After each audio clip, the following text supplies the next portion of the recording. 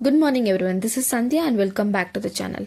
Today is Friday 15th of Jan and in this video we'll cover quick market recap, key news, sector performance based on the Ichimoku indicator, corporate result and global cues.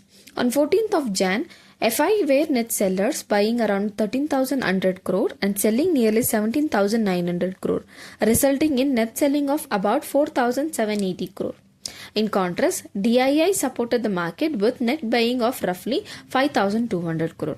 For January month to date, FII remained net seller of above 21,700 crore, while DII have brought more than 30,000 crore, helping stabilize the market. Price dropped sharply yesterday after Donald Trump signaled a less aggressive stance on Iran, erased fears of a potential conflict. Brent and WI crude fell around 2% and gold also dipped as a safe haven demand weakened.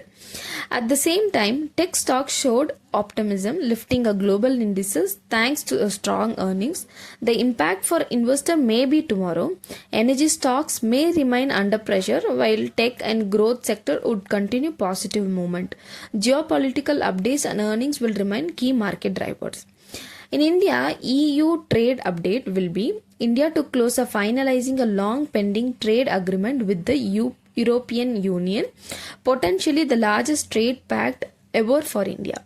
Most chapters are closed with sensitive areas like agriculture kept outside the agreement to ease political concern.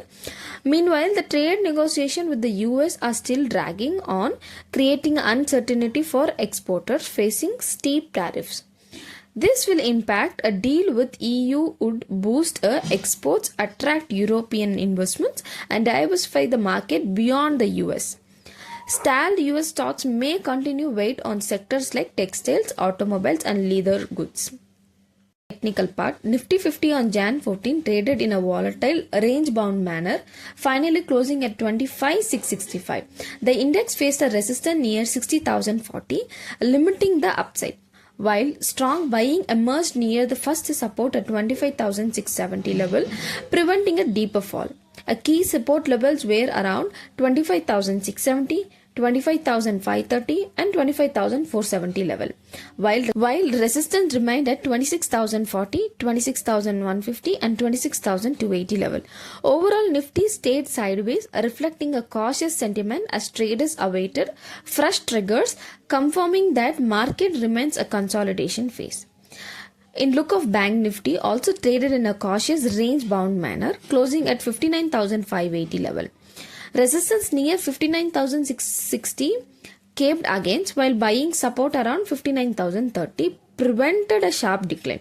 A key support levels were 59,030 and 58,630 level, while resistance stood at 59,650, 59,900 and 60,000 under level.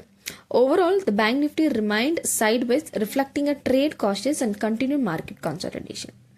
On the sector-wise, metals, PSU Bank, energy stocks were bullish, supported by a firm commodity prices, higher demand prospects, and the stock-specific strengthened in the name of Tata Steel and NTPC.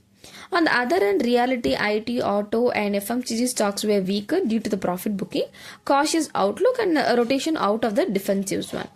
In short, cyclical and commodity-linked sectors saw buying, while defensive and growth sector eased amid volatility. Jan, several major companies will be reporting its quarterly results. Those are Central Bank, Federal Bank,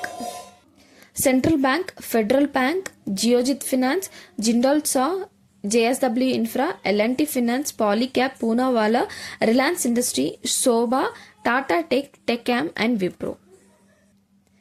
I have attached the top gainers and top losers for the day. That's all for the day.